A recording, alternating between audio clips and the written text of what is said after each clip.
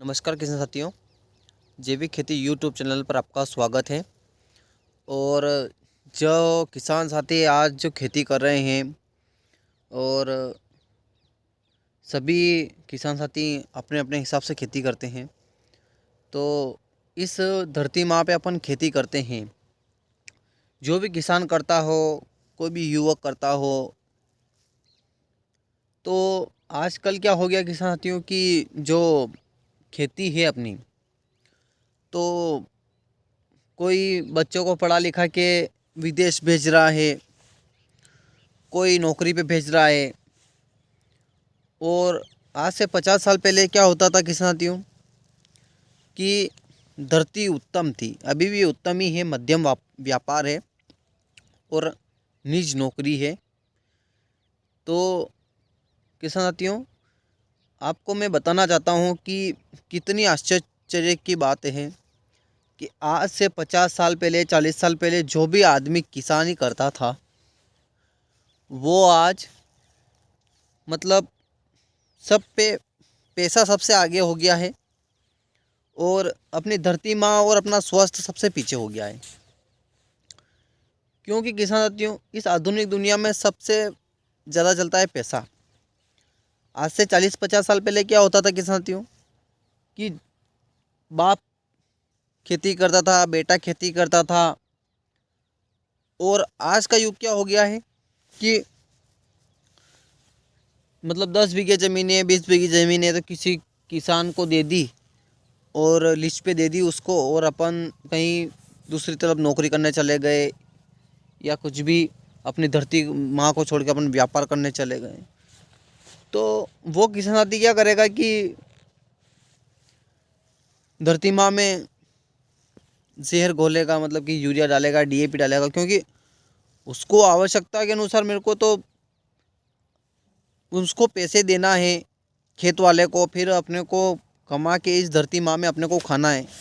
तो वो क्या करता है कि लालच के चक्कर में अपना सभी पैसा उसमें खेती माँ में जो जहर डालता है, कुछ भी डालता है। तो आजकल ऐसे प्रयोग होने लग गए हैं। और जो पहले खेती करते थे किसान साथियों, वो थोड़ा संपन्न होने के कारण क्या है कि अपने कोई व्यापार में लग गया है, कोई नौकरी पे लग गया है। आजकल ऐसे होने लग गया है किसान साथियों। लेकिन जो लोग आज लिस्ट पे देते हैं या कुछ भी करते हैं, तो उनको ध्यान रखना चाहिए कि अपनी खेती माँ पे अपन जब तक मतलब ये खेती माँ अगर जिंदा नहीं रहेगी, अपन कैसे जिंदे रहेंगे। धरती माँ को अगर जिंदा नहीं रखेंगे अपन, तो अपन कैसे जिंदे रहेंगे। वो भी तो अपने गेहूं की फसल, मक्का की फसल लेते हैं, वो वही खाते हैं। तो चाहे व्यापारी हो, नौकरी हो, कुछ भी हो, और कोई भी लीज पे देता हो किसी भी किसान को, तो उसको भी मतलब मना कर देना चाहिए कि कोई डीएपी ना डाले, यूरिया ना डाले, कोई भी बाजारू चीज़ कोई भी ना डाले, तो भी खेती हो सकती है।